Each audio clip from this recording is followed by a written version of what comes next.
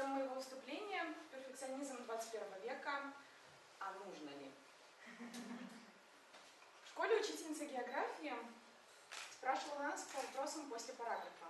То есть для нормального, достойного ответа было достаточно просто прочитать параграф, вникнуть в него, закрыть книжки и идти на улицу гулять со своими друзьями.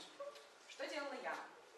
Я читала параграф, вникала в него, разбиралась в нем, потом брала лист бумаги, ручку, открывала вопросы после параграфа и отвечала на каждый из вопросов письменно.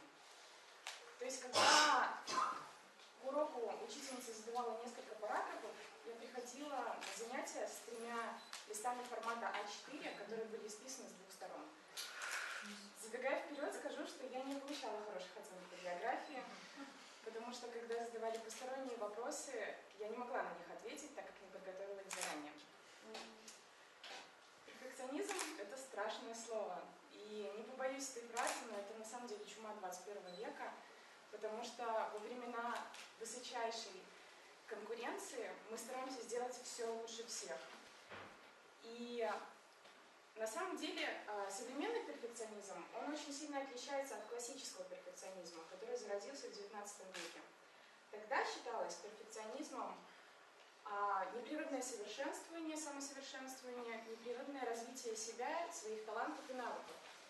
Сегодня же это трансформировалось во все или ничего, какую-то жуткую излишнюю концентрацию на своих успехах и неудачах, на излишнюю концентрацию на каких-то мелочах. Вы чаще говорите «хорошо» или «отлично». Стараетесь ли вы все довести до совершенства? Или, может быть, вы развешиваете белье после стирки под светом? Или перед тем, как выйти на улицу, вы постоянно смотрите в зеркало, поправляете несколько раз прическу, а потом уже выходите на улицу.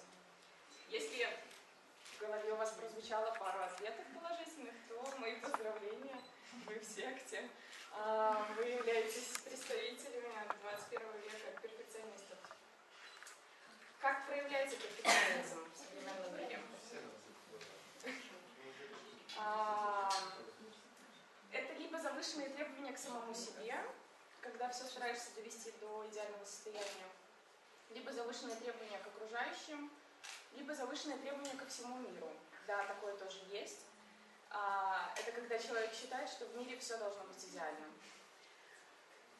Как же справляется человек, как ему живется с этим диагнозом, назовем это так? Перфекционист, он находится в состоянии непрерывного страха. Страх преследует его постоянно.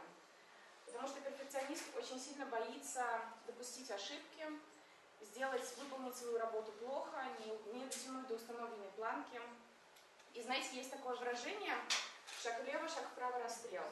Так вот, на самом деле, это очень хорошо применяется фраза к перфекционистам, потому что они следуют и ходят по протоптанным уже заранее дорожкам, чтобы не допустить какие-то лишние ошибки. Кроме того, перфекционисты очень редко рискуют, потому что все мы знаем, что риск не всегда приводит к положительным результатам, он не всегда бывает оправдан. И мы-то знаем, что кто не рискует, тот не пьет шампанское. Об этом чуть позже. Там-то-там. Секундочку.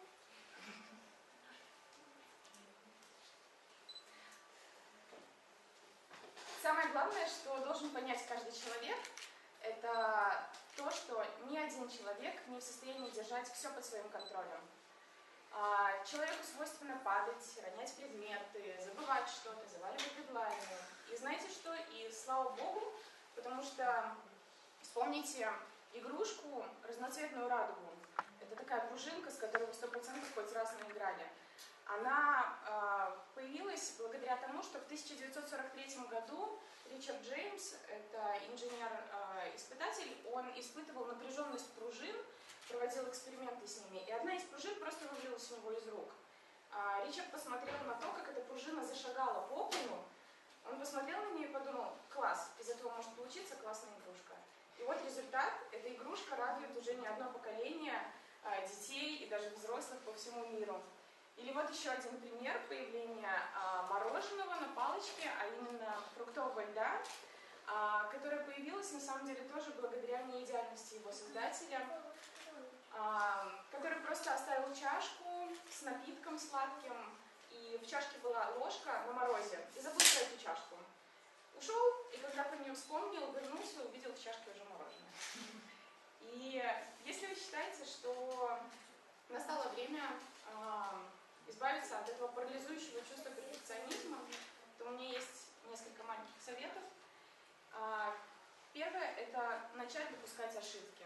И как жуткий перфекционист в прошлом могу сказать, что не стоит мелочиться, стоит приступать сразу к большим, глобальным, серьезным ошибкам, потому что именно это поможет относиться к себе с легкостью, не быть столь требовательным к себе. Кроме того, как бы это ни пошло звучало, но это поможет почувствовать вам вкус жизни. Потому что на самом деле перфекционисты, они не живут на полную силу. Они живут ради будущего, они живут ради хорошего выполнения цели.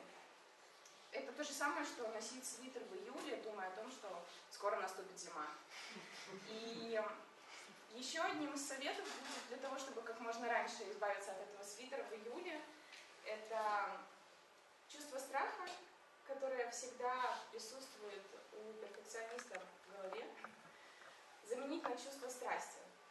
Казалось бы, два противоречивых чувства, но на самом деле они в человеке вызывают очень похожие эмоции. Что подумает человек-перфекционист, если его попросят выступить перед публикой с какой-то речью? Он подумает: блин, вот бы все сделать здорово и ничего не завалить.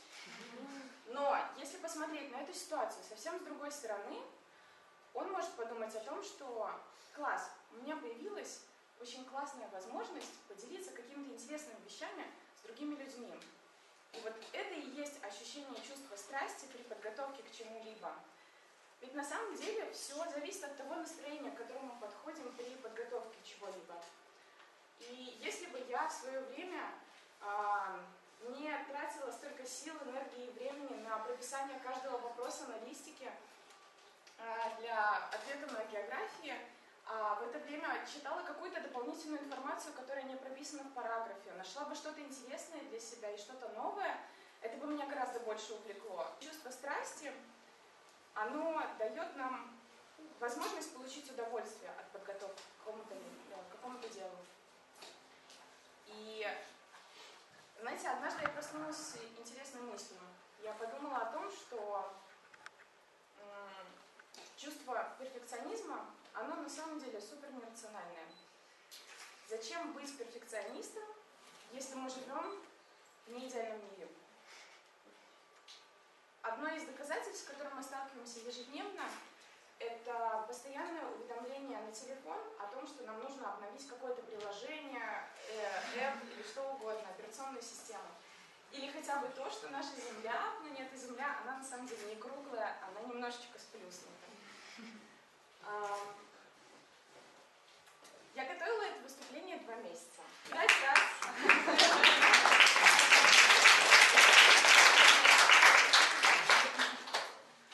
5 раз я переписывала. 3 из них, потому что я меняла тему. И я хотела создать что-то супер грандиозное, чтобы в конце все хлопали, а я стояла и ревела. И 2 месяца – это тот срок, за который я смогла убедить себя, что нормальная, достойная, хорошая и толковая речь, она имеет право на существование. Не нужно создавать всем шедевры. То есть 2 месяца у меня ушло на то, чтобы смирить в себе свой перфекционизм. И всего лишь несколько часов на то, чтобы написать ту речь, которую вы сейчас услышали. Вопрос, зачем все усложнять? И на